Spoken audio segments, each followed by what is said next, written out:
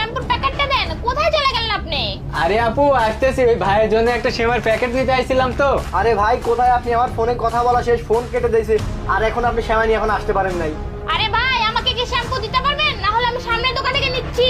আরে আপু, আরে স্যার হয়ে গেছে, দাঁড়ান শ্যাম্পুটা নিয়ে নি।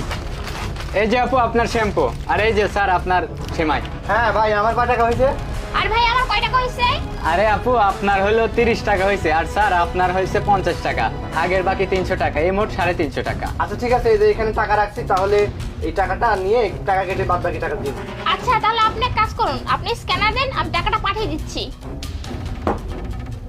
আরে ভাই এগুলা কি টাকা দিছেন? এগুলা তো নকল টাকা। আমার সাথে কি আপনারা মজা করতেছে? কি পাগল নাকি? নকল টাকা মানে? কই দেখি। আরে ভাই স্ক্যানারটা দেন না, আমি তাড়াতাড়ি চলে যাব। কি আচ্ছা, কি ব্যাপার? আমি তো এখানে আসল টাকা রাখছিলাম, তাহলে এখানে নকল টাকা কোথা থেকে আসলো? আরে ভাই